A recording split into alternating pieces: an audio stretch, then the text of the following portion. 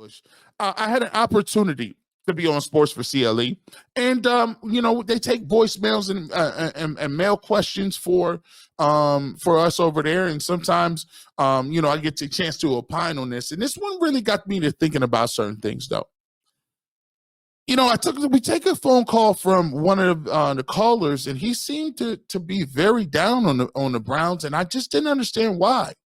You come off a season where you had 5 different quarterbacks. You made the playoffs. You are a team that has the Coach of the Year twice.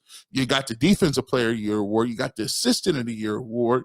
And, you had a really good feel-good story last year, even though we had a bunch of injuries. But it seemed to be like he kind of was down in the dumps, and he wasn't really up on the improvements that the Browns have been making.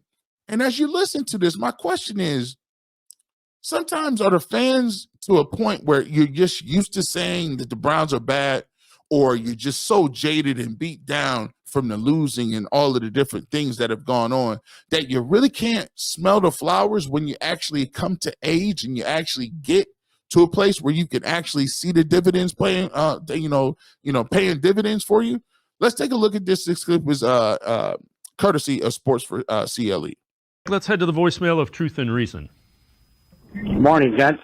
This is Jim from Rochester. I just wanted to make a comment. I know that on your show yesterday, they said something about Rochester. Rochester, New York is a great town to live in. The majority of us are baby boomers, and that's why we root for the Browns. And that's why we're so disgusted, because not much time left on the planet for most of us, and the Browns don't seem to be concerned about giving us a good product. And that's the one thing that bothers me, and that's what's frustrating.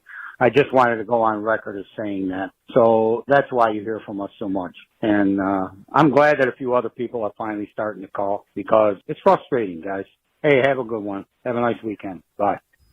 As always, appreciate all the voicemails. So, G. Bush, just so you're up to speed, Jim has called in just kind of critical of some of the things. He wants a little bit more fire from the head coach and the like. I get it. I know a lot of people from Rochester, Jim. I went to school at John Carroll with a number of them. Some of my best friends grew up in Rochester. I get that guys of that generation are frustrated. But I would tell you this front office and this organization is headed in the right direction.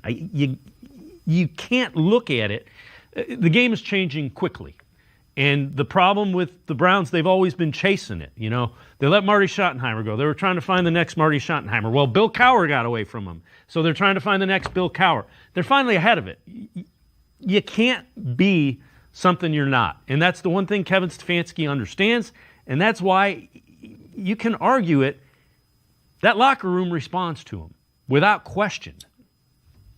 And, I've been critical at times about Kevin Stefanski.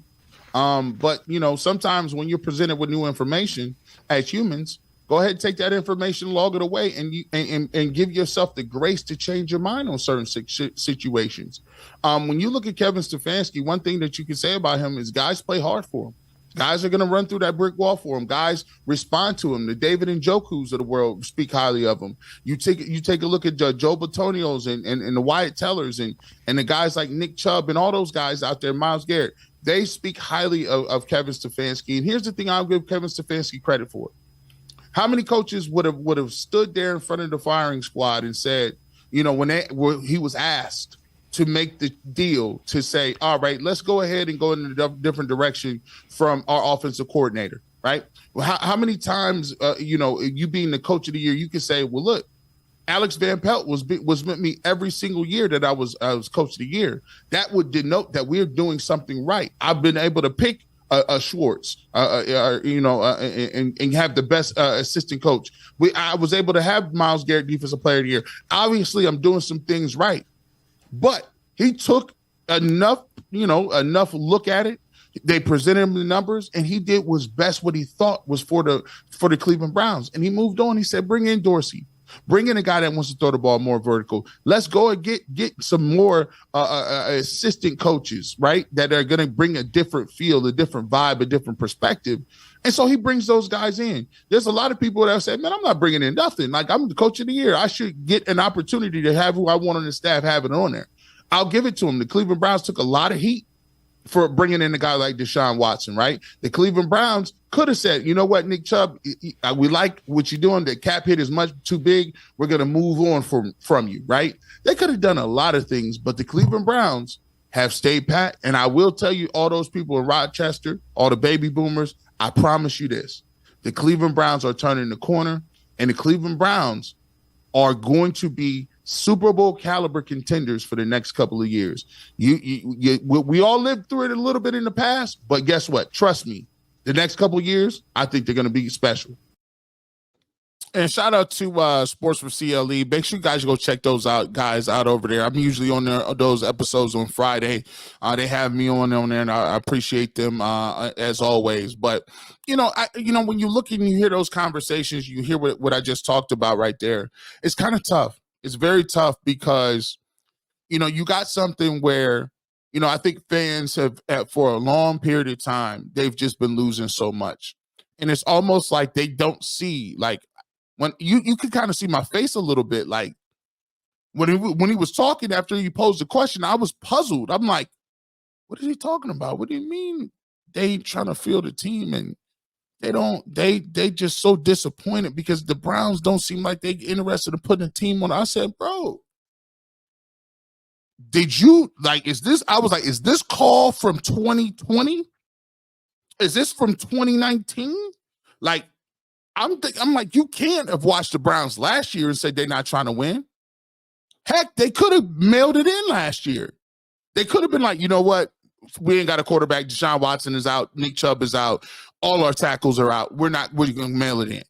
But then you had Joe Flacco come in and give you a magical stretch run that gets you into the playoffs. And, I look at it and I'm like, man, that just, it hit me. Are we too jaded? Is the fan base at this point so much bad stuff has happened? Is it almost like I'm not going to be able to enjoy the ride unless the Super Bowl happens and we win, then I'll believe it. It's almost like one of those things that kind of happened with the Cavs. It was like the Cavs were they would always get into the finals and then would get to the Golden State Warriors, right? And it was like everybody would be like, it doesn't matter what you do in the playoffs. It doesn't matter about the regular season. Everything is up to 7 games against the Golden State Warriors, and then we will rejoice. But for the people that had to wait to see the championship, to wait to come back from 3-1, y'all missed a whole lot.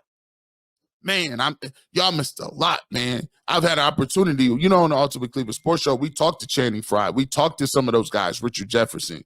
One of the greatest things in the world was to see Kyrie Irving and LeBron James play at a high level where they said you couldn't play. You can't have 2 ISO guys that can win a championship. Man, they surrounded the Cavs with them shooters, and it was like, pick your poison. You can't cover LeBron or Kyrie one-on-one. And if you double, we kick him. And then they had Channing Frye. They had J.R. Smith. They had Kyle Korver. Even Iman Shumpert was knocking them down. Kevin Love was not going to. You could not leave them alone. And guess what? When they came back from 3-1, it was so much more beautiful because I was there the whole ride. The people that was invested in every single game, the journey was more beautiful. I don't want that to happen to Browns fans. Enjoy the journey because I'm going to tell you what, the journey of getting to where we need to be, it starts now. I want to enjoy them Cowboys wins in the first part of the season. I want to enjoy that game that we go up to Philly. I want to enjoy all of these dubs, right? I want to see that game against Patrick Mahomes at the end of the year. So my message to everybody out there is, look, we understand that the Browns have been bad in the past, but lock in. If we all lock in, we can make this a special year. And that's all I'm trying to say as training camp draws near. Everybody, let's lock in. Let's lock in, man. You see how special it was last year when we had a whole city behind the team and we was locked and loaded and ready to go week in and week out. We had one of the best home field advantages in the entire league. As training camp nears, let's put all this other stuff aside. Let's lock in and get ready for a great 2024. With that.